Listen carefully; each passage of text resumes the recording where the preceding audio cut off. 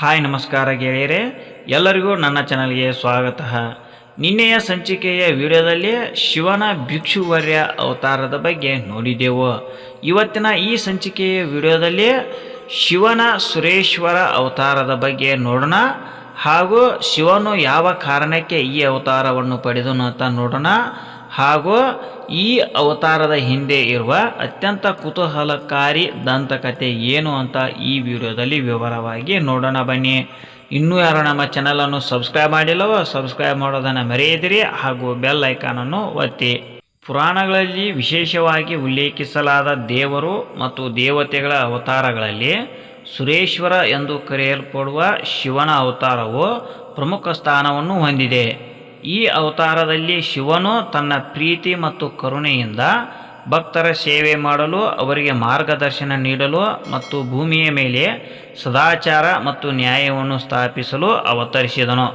ವ್ಯಗ್ರಪಾದ ಮುನಿಯ ಮಗ ಶಿವಭಕ್ತನಾದ ಉಪಮನ್ಯುವಿನ ಭಕ್ತಿ ಪರೀಕ್ಷಿಸಲು ಶಿವ ಮತ್ತು ಪಾರ್ವತಿಯು ಇಂದ್ರ ಮತ್ತು ಇಂದ್ರಾಣಿಯ ರೂಪದಲ್ಲಿ ಬಂದು ಉಪಮನ್ಯುವಿನಲ್ಲಿ ಶಿವಭಕ್ತಿಯನ್ನು ತ್ಯಜಿಸಬೇಕೆಂದು ಹೇಳಿದರು.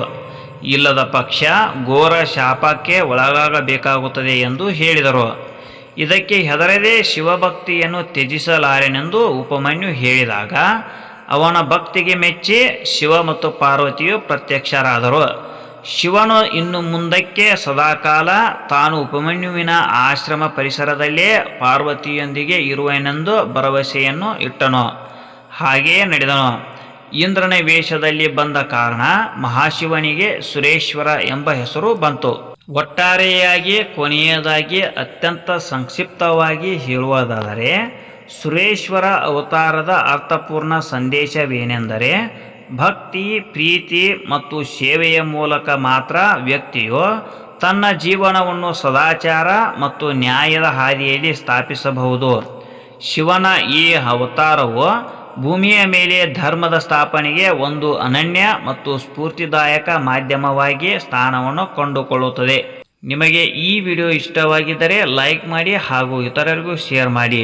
ಇನ್ನೂ ಇಂತಹ ಉಪಯುಕ್ತ ವಿಡಿಯೋಗಳಿಗಾಗಿ ನಮ್ಮ ಚಾನಲನ್ನು ಸಬ್ಸ್ಕ್ರೈಬ್ ಮಾಡಿ ಹಾಗೂ ಬೆಲ್ ಐಕಾನನ್ನು ಒತ್ತಿ. ಇನ್ನು ಮುಂದಿನ ಸಂಚಿಕೆಯ ವಿಡಿಯೋದಲ್ಲಿ ಶಿವನ ಇನ್ನೊಂದು ಅವತಾರದೊಂದಿಗೆ ಬರೋಣ. ಧನ್ಯವಾದಗಳು.